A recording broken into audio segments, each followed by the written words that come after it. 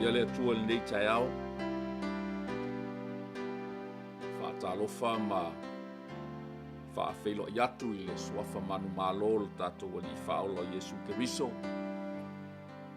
i se faaopoopoga foʻi lenei o le tatou polokalame masani ia sofarai le taʻitasi ia mālō le malaga manuia viia le atua ua fai foʻi ona maua lenei laolao tatou te toe feiloai ai manū viia le atua le a ou taʻitaʻina i tatou se tatalo faafetaitele lava lo matou atua matou te faamanū ma vii ma faaneenee atu iā te oe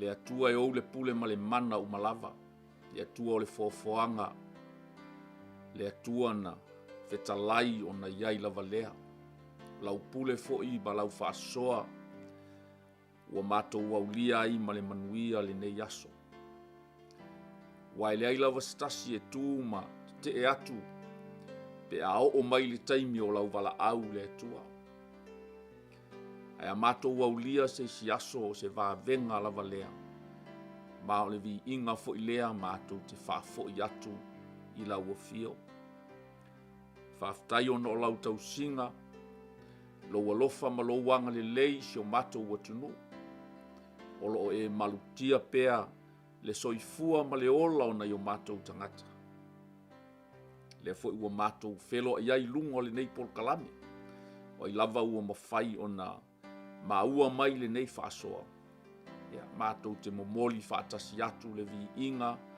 le faamanū ma le faaneetaga i lauafio matou sauni e lufilufi lauafioga paia o lau upu lava lea matou te faatagisia ai le mana o lou agaga paia ma lau faauʻuga i lenei taeao te ia fio mai le mea nei faamatalaloto faamanino faamalamalama aoao foʻi faatonu ai i matou le atua aumai ai se manavaga ola i lenei aso lui tauina ai foʻi la matou folauga poupou ai lo matou sa folau a o matou iai i lenei soifuaga le tumau a o matou iai foʻi i felutiaʻiga o le soifuaga ma le ola ua matou iai nei ona o galuega leaga a le alii o le lalolagi ae maise foʻi le tino ma ona tuʻinanau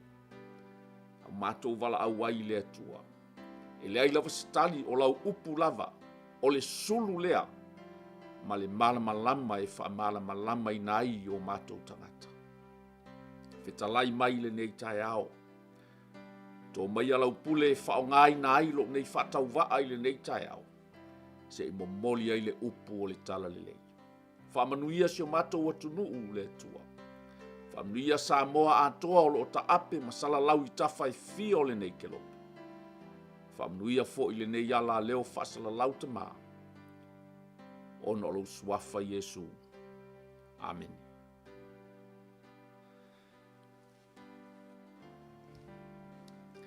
ia toe faafeiloaʻi ma faatalofa atu o i lava setasi ua mafai ona maua mai foʻi lenei taeao ia viia le atua malo le folau manuia malo foʻi le onosaʻi ma le lava papale le o tatou iai se faauauina pea o le tatou tusi ua tatou iai le mataupu e fitu o le tuse le apostolo paulo i le ekalesia i kolenito le lona mataupu muamua ia foʻi ua faimai ai se manatu tāua po se au o le tatou faasoa i lenei aso ia o loo mafai ona soasoani mai ai ia e tusi o mataio e mai se foʻi ia mareko taupu e suma le iva faiupu e ono ia ma le mataupu e sefulu faiupu e iva o le tusi o mareko o manatu ia o loo tuu faatasia e le au apostolo ina ia faufau ai le tatou autū lenei aso ona o te manatu i le tāua ma le tau fo'i ona tātou Baba ai tutoa iai ma ave iai se tātou whaamamafa ona o se tasi fo'i o onga whaavae a le tuspa ia po o le atua fo'i ina ua uma ona ia foafoaina lana tangata na ia whaia le amatanga. Lea lava na sila mai ai ua uma ona tā pena mea uma mō lana tangata. Ai sila mai lava le atua. Peie iai se mea o misi i le sao whai a stoi ina o ātamu. Ia, lea na whaapea i le atua i lona lava manatu. E le au ngāli i le tamāloa na nofo to atasi. Po le ale mata lasi mali mata ngō fio le fofoanga na tā pena i le atua. Mō le uruai tangata na ia fausia i ona lava au. O le pale alii o ana ngaluenga. Faufo i lona whaatusa. Ma lona tamali inga. Ia ai sila atu le atua. Pe i whau stoi ina. Pe i eise mea o misi stoi ina. Pe i leo fia stoi ina. E ui lava. Olo o watu ina atu i aile pule. E whaatino ai ona tiute. E ala i lona whai ngoina o mea ola ma mea uma. O le foafoanga.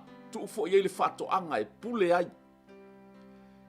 Ia ai pie sila atu ale atua. Se leo a toa al toi ina o atam.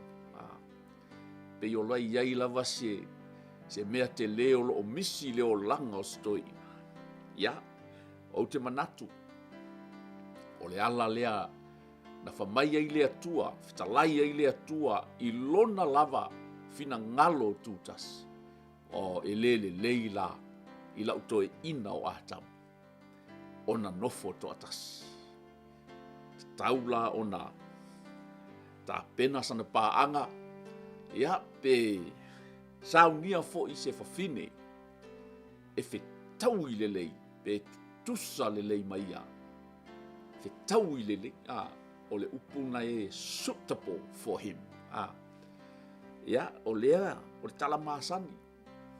Ta pena e lea tua fa mai o ia fo ina ia a watu ai lea ia te ia. Li ia lea tua. Ia, na e mori mau wale tusi o kenese na ta upe lua o lona fai upu e lua sfu malfa. Mai o le mea lea na tu ua i ele tane e lona ta ma lona tina. Ai fatasi atu i lana ava. Ia ma a vea i lo i la ua ma tino etas.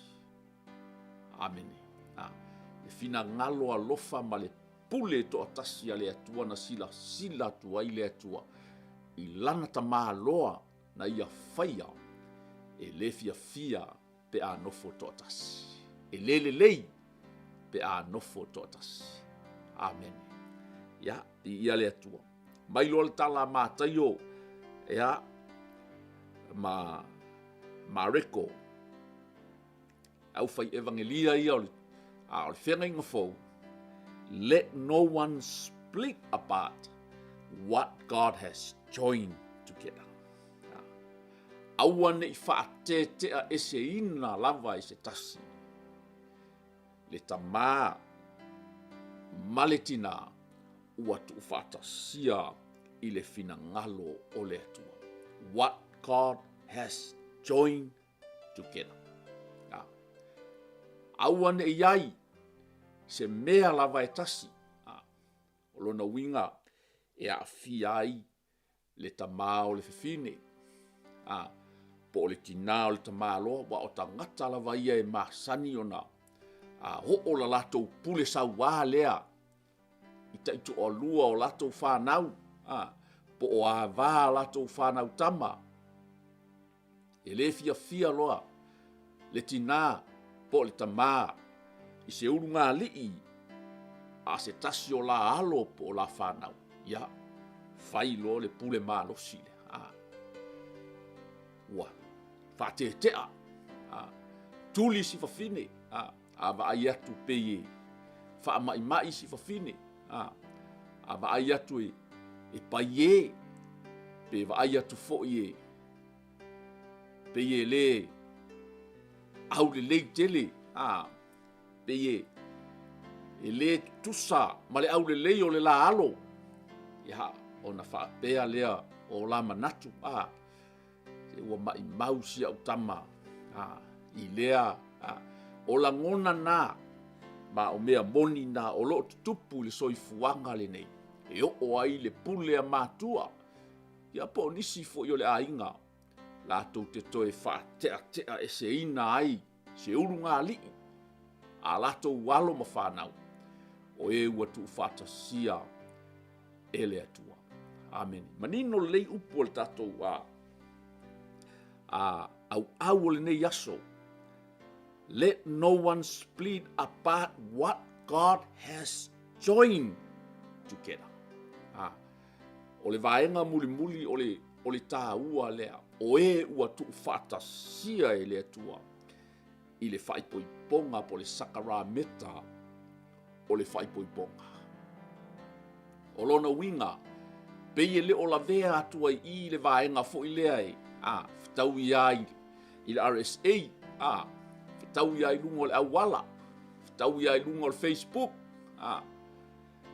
te ia le ua vai atua ua lima mai ai o le whamani nonga o le vaenga lea those who are joined together by God o lona winga sa ta pena lelei le sauninga o le faipoiponga pei foi ona tou sila mai ai i le ata le nalo tu ina tu itua le ata o le faipoiponga na saunia po o le sakarameta o le faipoiponga na tu fata sia ai le tama ma le teine i luma o le atua o le feangainga la le na le tala noa i ai le au fai evangelia o i la tou atu fata sia ele atua ele ai let no one aua nei fate ate ai oil tina aua nei fate ate ai oil tama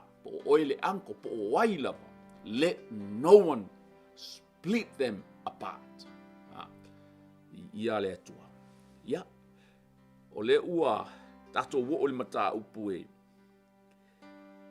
mo morkol nito lo nam ta upu fitu ya le fo ila tato wa anga yatu i fai upu ia le amatanga tala tili ai le tato autuma mai ai nisi manatu ma nei o le apostolo pou ai me nei o ainga po urunga li wa o le pou autu lea o se fale o le tama maletina malosi le pan lea po le feangainga lea po le fusi lea fusi ai se ai o le malosi fo ina o le fale ato manuia tonu le ainga tal tonu manuia fo i le ekalesia amen ia le atua ia leo le faitauina la tatou tusi i nei tae au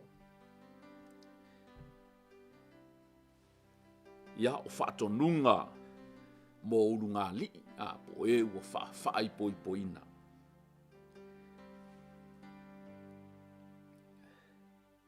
now regarding the questions you asked in your letter, yes, it is good to abstain from sexual relations. Ya, ti tiro fo fa Samoa na to ina ya ma lie fo fa Samoa ina to ina o le a mio le tane male ava. O mea na o tusi mai ai. O mea na o to tusi mai ai. Ele lei ona le tango se tangata i se fafine. Ya. Ona o le faita anga ia taitasi le tane malana lava ava. Ia taitasi fo i le fafine malana lava ava. But because there is so much sexual immorality, ia le atua. O le tusi lea, olo o whamatalaina e Paulo i sa tusi mai ai ia Koronito, malato fesili mai ai, pe tatau ona mo moe pe no nofo le tane ma le fafine. Ia, na e whamai ia le wha Samoa nei to ina, ia elelei ona le tango se tangata i se fafine. Ia, ai whamai lo le apostolo, ia elelei, ai ona o le whaita anga, because of so much sexual immorality. Pe ele o matua i whaasa mo matua i mamafa whaasa mo anga ona o le anga sala lea. But because there is so much sexual immorality, ya tali tonu e pei fo i ona avatu le amatanga o se anga sala sa tala no mai apostolo ni mata upuya pe ye leo la e palu fa sa pasui ele kale sia i Koronito le faia o le tapua ina ma palu fa atasi tua male amio le anga le o le faita le stato por kalame tu atu na matua tuli e fa foi Paulo a vatu ale fa tonunga Paulo o lai tusi mai i le sino foanga ia Koronite tuli ese le tama loa nae faile anga sala le o le faitanga malona mara in loa. Le ala ua o mai ua matua whaama mawhaale tā mai al apostolo pole o mai al apostolo. Ona wha mai because there is so much sexual immorality. Tali tonu tātou te ioe umai ai le tū langa lea pe a mai tau ina foi. Ona o le teknolosi po o le poto sala lau ua matua sawa i nei ona po. Ua tele me ua expose po ua le mawhai ona tau fia pe nā tia. Tali tonu o leisi lua se fulu tau sanga taluai. Sa le mawhai o ngā access pe mawhai foi ona tamaiti tupulanga e o lava i tamaiti la haiti i lunga o le internet mea o loo mawhai ona o ngā display ai public ai ia tūlanga o mea tau sexual immorality poli tūlanga ia tau whaita anga malea mioleanga. A ua mawhai ona expose ai tangata ona o le poto whaona pōnei. Po teknolosi whaona pōnei ua matua sawa malea mioleanga. Tali tonu pe le ale umi na tūsi ai le nei tusi awhai pe lua afe mo na tupu tau sanga taluai. Na whaamaumauina i le apostolo nei tustusinga. Le ua tātou wa aia ata o le whaatau uina o nei le moni o nei a fionga. I le vai tau le nei ua tātou iai. Ma ua vāonga tā fo i ma ua talitonu ua le ai se control. Ua le mawhaia fo i le mālo o na control. Aisea, ua fo i o aso ia na o statou le tioa sa tatou whaalongolongo ai tala mai i mau. Whaasolo mai le na o statou TV ia lea black and white. Sa peina o nai news sa ia manai yata fo ia news ma meo ai pe tai o le talu phone ni o le soifuanga o tatou ia naua e wherua ia oe malau telefoni lau iPhone le sawa le nao le technology le wai ai ni ua mawhai ei ona e wherua i ma whea moa i le lalo langi atoa. Ai fia wa ai a Israelu nei, ngaro kangoa kuko Israelu e mata live. Ai fia wa ai Iran le i le taua lai tutoi, ngaro kangoa ka i lunga lau telefoni e ke maka live ai. O le sawa le na. Ofo ina e alu lunga i tūlanga ia pe o lo tala noa i le apostol. Because there is so much sexual immorality. Therefore, each man should have his own wife, and each woman should have her own husband. Tauai ona ole faitaanga ia tai tasi le tane malana lavava ia tai tasi fo i le fafine malana lava tane.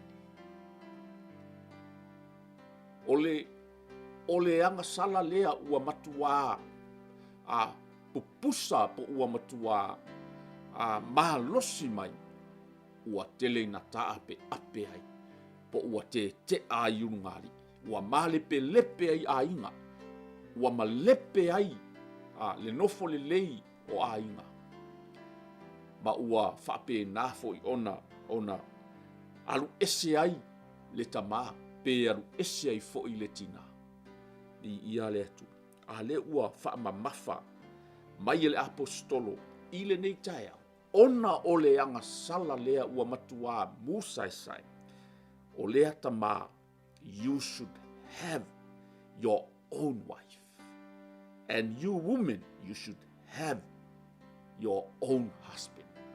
Ia lava lou to a lua na ua lua fai poipo.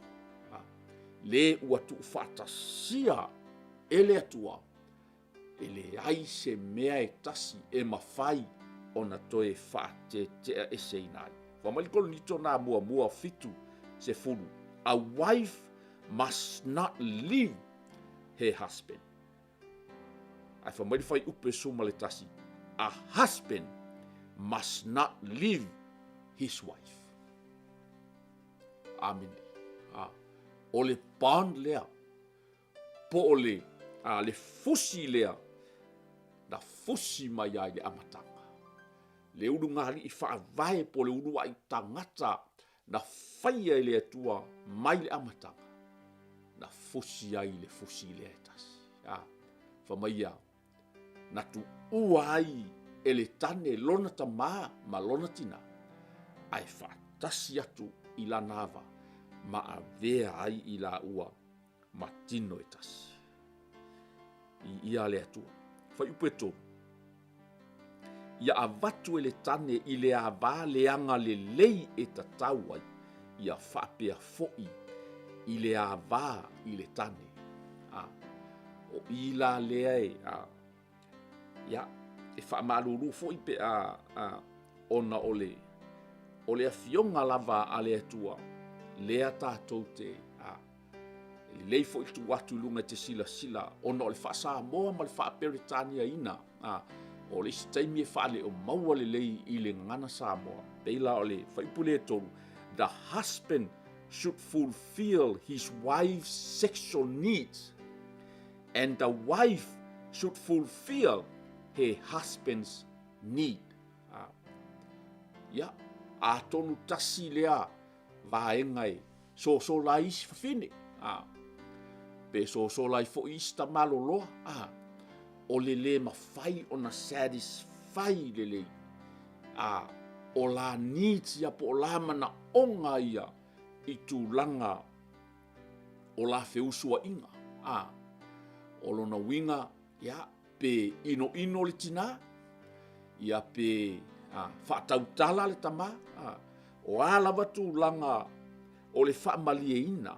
E te tiro fo ila there is a sexual need in us human. Ona foi o le mea alofa mai le amatanga na o le ala tonu wana na le fia stoe ina e nofo na ona ia. Batua i bala malama le le atua i le loto stoe ina o atam. Wafo ina fai i le atua atam. Ia saue alue e fai ngoa o mata manu ia. E mantua la o manu ia E iei le manu fafine. E iei le manu poa. Matua o tu ainga manu iana. Fau ele tu le amatanga. E iei le manu poa. E iei le manu fin. Lona winga e va aia tu asto ina lai fai ngoa kwa pe ia. O le manki poa. O le manki fafingi. E va aia ko inga ia o lai ulima ku le manki ngai po le na fa pestoina son amu ia lamang ti a ya o ka ikaleanga o ka ika ya ia le atu so there was a need e ia le need sa ito tonu o le loto o si toe ina o atam lea na sila fia e le atua and that need must be satisfied o le mana ongal na mana o mia si toe ina ona fa malia ina ia le atua lea lai fa mai ia le apostol the husband should fulfill his wife's sexual needs so e iai fo i la le mana onga lea o le tina ia e le na ostoi ina sa fo lo makua ia e iai fo iona ia o iai fo iona ia mana onga fa apitoa e le fa per fo inga sko inga fa mai and the wife should fulfill her husband's need on both sides they have these needs e mana o mia ia ona fa amalia ina tonu o le ala le nae e ala e stoi ina ia ua leva ona kuile le sakeke o lo makua maadu vi ia le atua ma le fai upu lea lona fa and the wife gives authority over her body to her husband and the husband gives authority over his body to his wife ia fo ia le pule male mana ia le atua ia si ka ko vai po le alfa samo ngai ko ingol vai ngale fai puefa ele pule le avai lo na lavatino na ole tani e fa pe fo ile tani ele pule ia i lona lavatino ai na ole ava so manino le ko e pa lengi ko e square le lua ele pule le siles ele pule fo le siles ya e se la vaenga le le vaenga ngof ko kas fo le pule anga ye lontino le aila e le ko inga o le manino le famaya o le unga ni ile ele pule le ava o le e kaule mo mai fo ile ka ko fo ye ko fa Britania the wife gives authority over her body to her husband.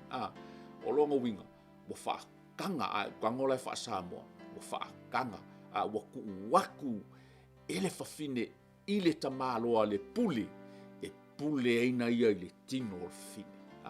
Fa pe nga fo il kamalo watu il tamalo le authority le po le pule le ile fa fine e pule ina ia le tino o le tamalo. Ya fa vasenga mai ai oko ya ai le kau fa mangi ngoa ngau e malamalama i le tūlanga o lo o mai i apostol ai sea o le fa malie ina o le tūlanga lea their sexual needs le tūlanga i la fe usua inga po o le mea lofa lea na tuina ia fa malie ina vaenga i lua vi ia le tu au fa malie ina lesi ia ai le malie lesi wal mea ngai ko inga ia sola pe i kai fo fa fingi va ia ko ka penga langa ako ai sia e le o fa malie ina le loto o le fa fingi e tele mea e mafai ona tilo ia i le vaenga le i le malilienga fatas langa o melo le tamaloa ia o le sitaimi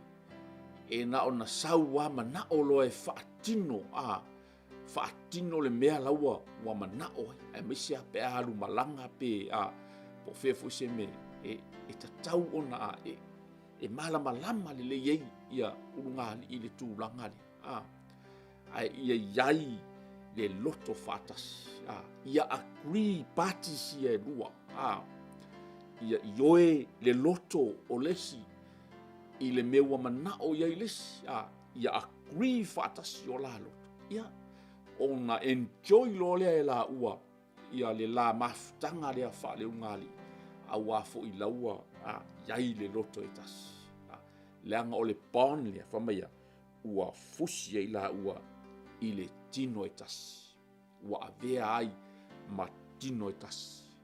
Ia, I ia le atua. Fai upu e lima. Do not deprive each other of sexual relations unless you both agree to refrain from sexual intimacy for a limited time so you can give yourselves more completely to prayer. Afterward, you should come together again so that Satan won't be able to tempt you because of your lack of self-control. Vai, e whaapeia o na attack fo i ki a polo le a makanga i le ungali i le. O le a mio fo i ki a polo le e whai i le taimingi i ulunga li ua tu whaatasia e le atua. Langa iei fo i staimi e mana o tuaisi ta māloa i le la mafutanga lea. Ia ai peye whapea mai le fine. So ia o le uki anga pongi. So ia o le whai au mafutanga kalo. Ia it's okay. Le manino e sele mana i o le au hao mai. Wha mai whapea. Now, unless you both agree to refrain from sexual intimacy for a limited time so you can give your pe whape ola ye se mana onga whaapitoa e fia tuina atu wai lua taimi ile atua pe a lua agree together pe a tasi e le lua loto okay honey whai popolta honey will reserve this week ole tu maile nei vai yaso awata te toe feu suai awata te toe momoe sei whaangao o tātangata sei tu ina atu o tātangata ile tatalo ile atua e eita mana onga whaapitoa i e fia lafo atu ile atua ai tu maia le nei vai yaso agree umalo o lua ia o le wingal na o le tala le apostol.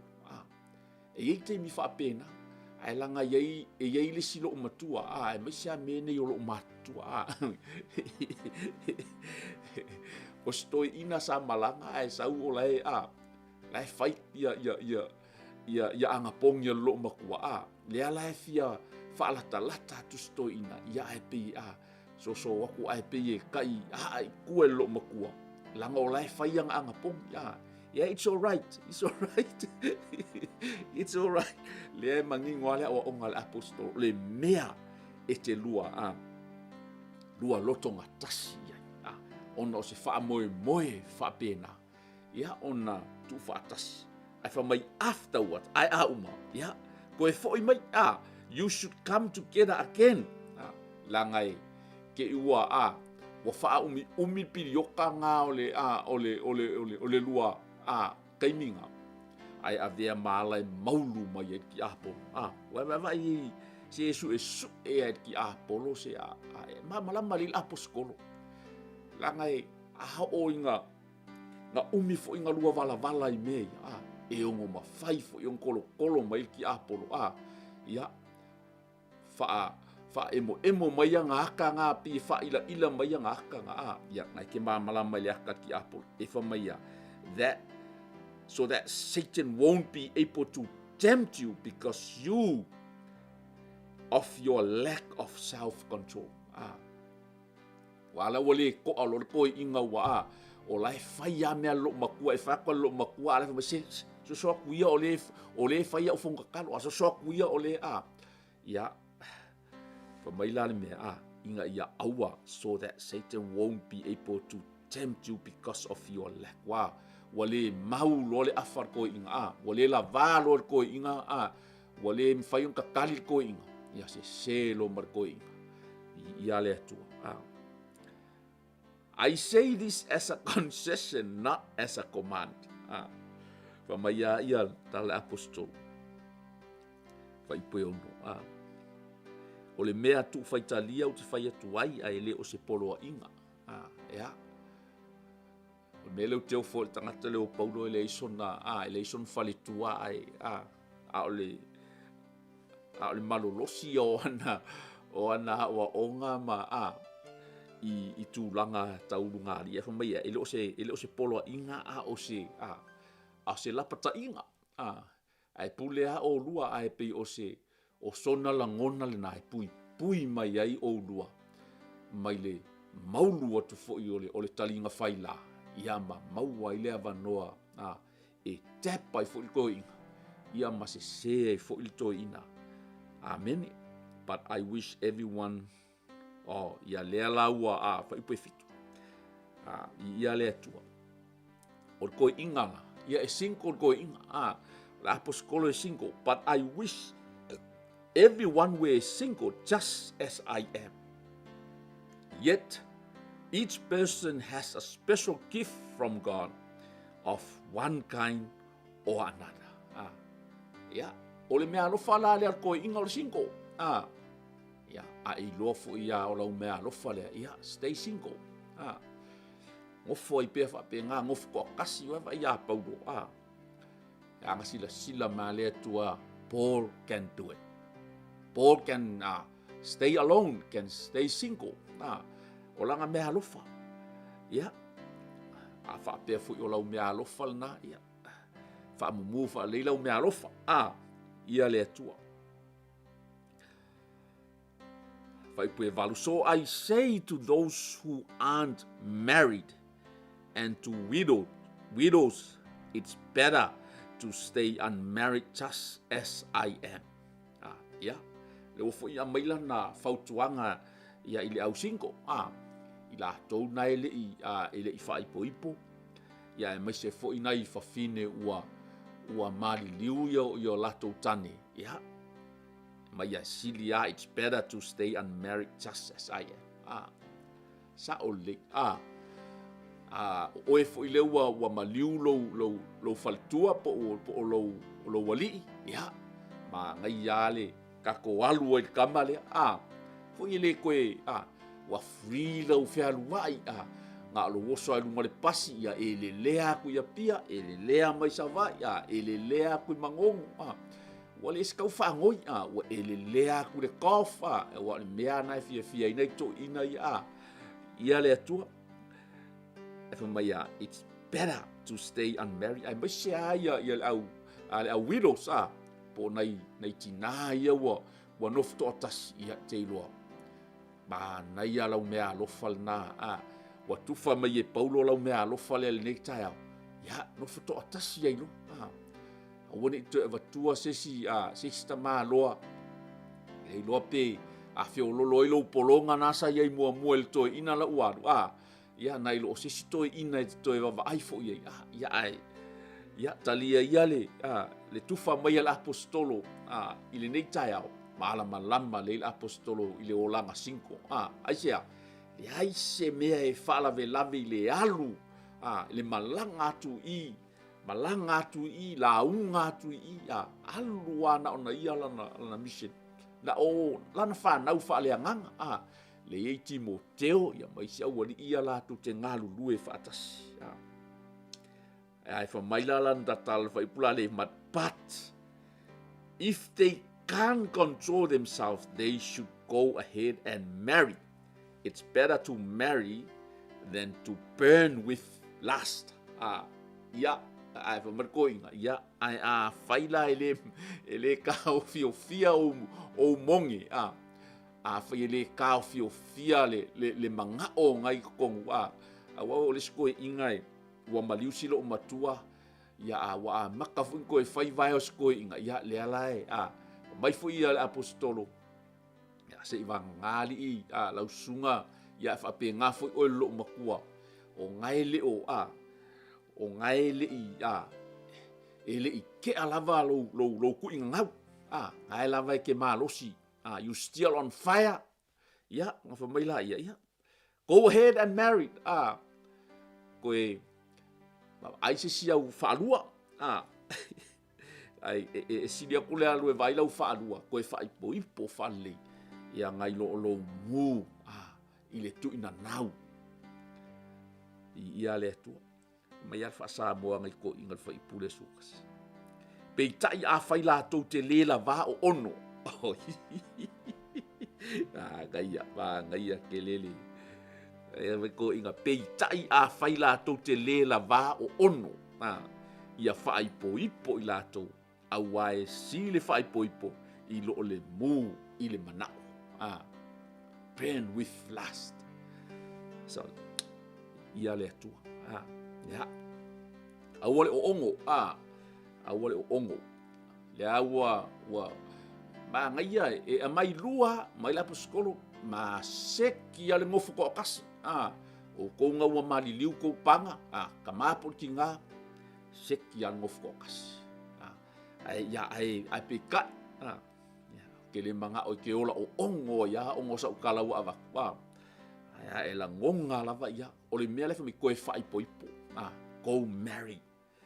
Ya, lisia o fa mai ai ko fai poi pola se ka ngaka fatua. Le lalo ale o ngale aposkol. Le la ka ko o ku ye. O te fai atu foi ye o fai a va manofo tani. Ele o au a ole ali aua le te a ese le a va i lana tani. Fai upula ye lua se fulu masu tasi le au ai le tato fa soa. But for those who are married, I have a command that comes not from me, but from the Lord. A wife must not leave her husband. Manino le ele mai a Paulo ai mai le atua. A wife must not leave her husband. Ai fa mai fai upoe. Sfulu sumaltas. Sumaltas. But if she does leave him, let her remain single or else be reconciled to him. And the husband must not leave his wife. A wife must not leave her husband, and the husband must not leave his wife. But if she does leave him, let her remain single, or else be reconciled to him. Ai a fai te iwa whatever fa nga yele teva wa ye taimi e teva al fine e taimi al fine e taimi al wa fol ta malo ai fa mai let her remain single a fai al ese e ya me tup o so fuanga le nei e le solo nga le fo ia so ye la val taimi e so wai le vasa i le lua ainga ia manu ese ailes ai fa mai la apostolo a fai aru ese la le fafine pe aru ese fo i le tane let her or him remain single or else be reconciled to him. No fofua pe a fai ua aru ese or otherwise come back and reconcile to e fo i mai e to e fa le lei le lua ainga le i le avanoa a le fia ia alu lo ainga alu ainga no fonofo i mosina taimi to le lei foi to e foi mai to e fa le lei le lua mafuta fa pena fo le tama ai fo i meu fa longo tua wa le la vale a asa le umu pe ina o ea nai kuri ko le umu e fai le umu ai feo ia kama ke la inga i luma au fa longo ko le la va fai show to do va ele o se fai va fai umu ele o se fai va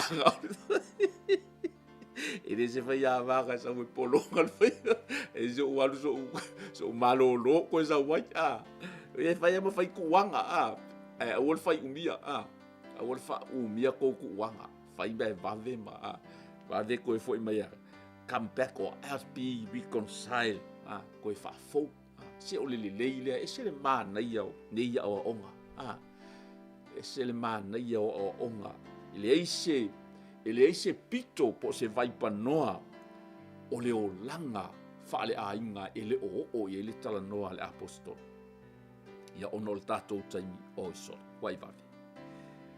Ia. Ia le atua.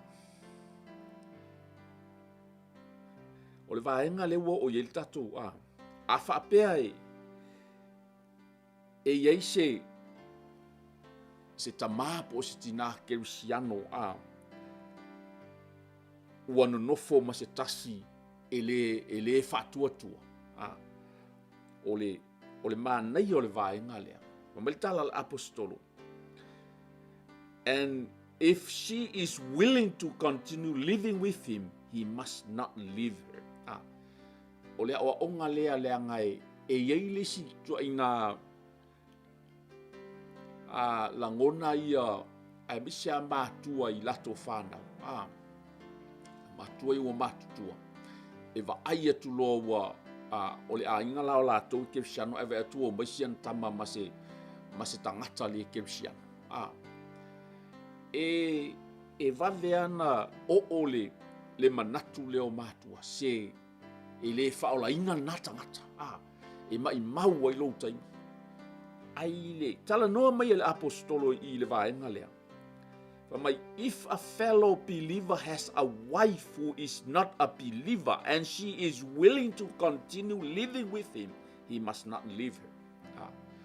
E a whaia ua alu iei le loto o le lua tamateine ma ua manao po le lua tamatama fo ma ua manao ina ia whaipo malana wō le whātua lea whamaia aua le tu ua o ia.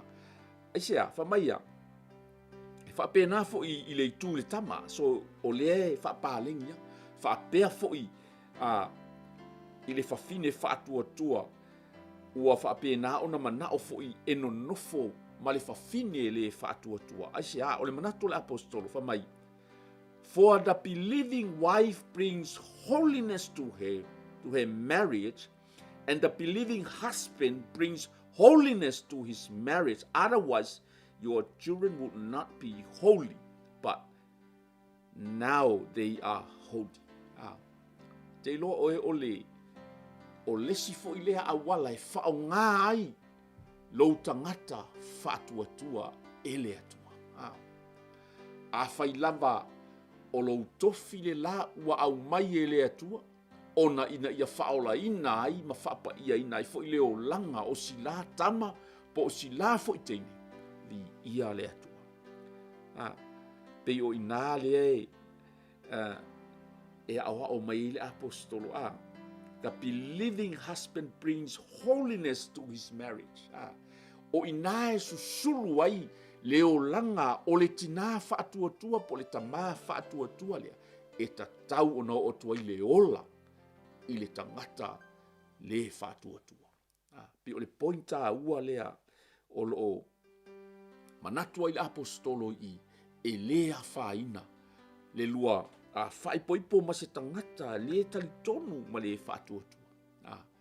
Ai ia e mā losi la ina ia mo moli ai le fe au o le tala le lei. Ina ia whapa ia ina ai fo. Ina ia whaola ina ai fo lea tangata. Ia, ona o le tātou taimi. Ua tātou nei le sumaltasi. Ia, te manatu o le a whaau wina le tātou por kalame po le tusi nei le vai aso fo. Ai, o le manongi lea o le ola e ho atu ai le ola I le tangata. O le fatu a toa fo I lea o le tala le lei o lo o momoli le apostolo o Paulo. Ina ia manu malo ina anganga mo le malo le atua. O lo wha malo si awa I le urunga lii. Le tamā ma le tinau atu whatasia e le atua. Let no one split apart what God has joined together. A whai o le nā ua split o lua po ua lua ua alu le tamā, alu le tina. A o lua na whaipoipoina I luma o le atua. Le ua o mai le fionga le atua e le ai se mea e mawhai o na whaatea e se ina I la ua tu whaatasia e le atua I le whaipoiponga. Se I vangana le oti. A whaifo I ua te valesi. e sele mānai o le aʻoaʻoga. Famaia, no fofua pea or otherwise come back to reconcile. Toe foʻi mai e toe faalelei le lua aiga. Mo oe ua maliu lau tani po o lau ava. Manai ala nofo toʻatasi. Ai a faapea le mafai on control ma le apostolo. Ai a fai e le mafai ona e o ono. O le o ono na ai a fai wa ele lava o ono. Go ahead. Toe fai sau faalua, toe fai lau fai poiponga. Ia e fai poipo le ista ngata fatuatua. Ia le atua. Ia o te manatu.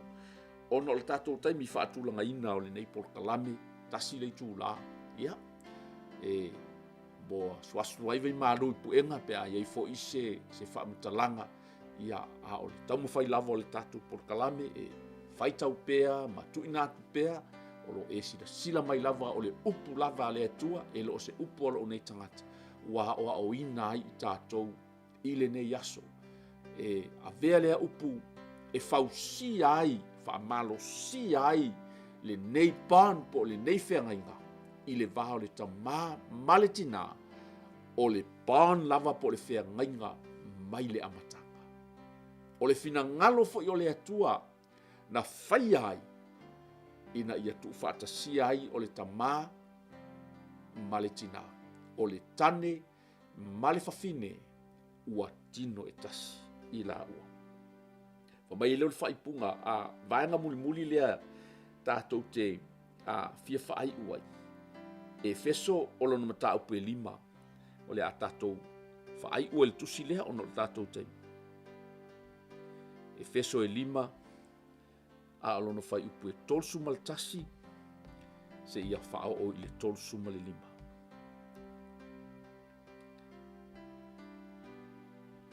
Ia le atua le autu ina atu fo ilunga e.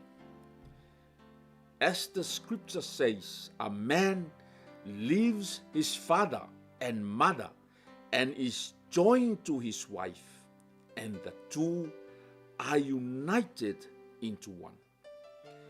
This is a great mystery. O mai al vaenga le langa o le pan lea po le vale o le tamā male tina o le tane male fafine. Mai le apostolo Paulo, this is a great mystery. O le misterio sili o lo itutonu o le vaenga lea. It is an illustration of the way Christ and the church are one. Amen. O lo faata mai i le mafutanga lea le tane male fafine. Le mafutanga watasi a keriso male ekalesia. So again I say, each man must love his wife as he loves himself, and the wife must respect her husband. O le misterio lilo le ena nā mai tonu i le ua whaailoa mai le apostolo i le mafutanga whaale urunga li i lea. O le tamama le tina, o le mafutanga lea a ke riso malana e kalesia. So e alofa la oe le tane i le ava. Ai whaaloalo oe, wife must respect her husband. Vi ia le atua. Alofa lea o ke riso i le kalesia. A o i tātou o le kalesia po le tino ke riso. Tau ne tātou whaaloalo i le atua. Tātou whaaloalo i lo na alo. Tātou wawa ma mi ngao i le alo o le atua. O le na ia alofa mo i tātou. Basau nia le whaona tanga ua tātou pēneia. Ta maa whaaftai, vi ia oile nei tai au o na lau. Talo lava i le mana o loa nganga pa ia e te tufa ma whaalau tele wha manino ma whaamala ma lama mea uma. Ele o mawhai o na o iai se whaamatalanga lau au na. Whaaftai mo lau upu, whaaftai lo wao o mai i le nei tai au. ia tu mawatu le vi inga le wha manu ma le wha ne tanga I lau fio. Nei se ia o I le wha vavau e wha vavau. Sa moa si ua tunu pele. Fa mai tala le apostolo a whai e te tea. A whai e alu le tama pe alu le tina. Mai no fofua pe ale ai. Come back to reconcile. O le ata manino fo ina, o le autu fo ina, o le nei fasoa po le nei proclaim. The ministry of reconciliation for everyone. A fai fo iwa e alu. Sa e iai le whaalatanga wa e sola wa e mamao atu. O lo mana o atu le atu e te toe sau. O lo wala au atu le atua. Mai come back. Come back. Come back to God. For there is one God, one mediator who can reconcile man back to God. And he gave his life to purchase freedom for everyone. For God was in Christ reconciling the world to himself. Wale to e ta ua ia tatou wanga sala ia I tatou. A ua whaatau uma. Po ua tutui uma I lunga le sa tauro. Na maliu ai ke wiso. Come back to God. A whai o lau langona lea I le nei taia. Whai u tatou polkalame le tatalo le whao le tanga. Ona e muli mai le I upu o le nei tatalo. Whaafitai le atua I lau upu o au whaalongolongo ai I le nei taia au. Talo ma le loto whaamawalalo whaamangalo mai au le tamā angasala. Whaamangalo mai a te au le tina angasala. Ua male tonu I au luma tamā. Whaamole mole whaamangalo mai. Ua o sau le nei tai hao. Toi fia whaale lei le tā mafutanga ma oe. O tali tonu I le mana o lau toto. O te mamangalo ai. O te whātua tua. Na toi whātuina oe I le mana o le atua. E toi whaafouina ai lo ngolanga. Whaafetai Yesu ua o whaola ina I lo wa lofa tunoa. Amen.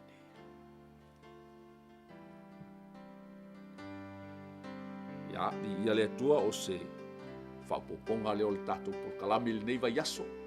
Ai tonu wanga le leile atua ma soso ani mai, soso ani atu.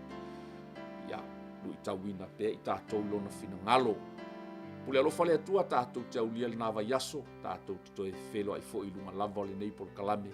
Ai mo le temi nei whaamanuia tele le atua sa moa I fofuanga o le nei yaso. God bless.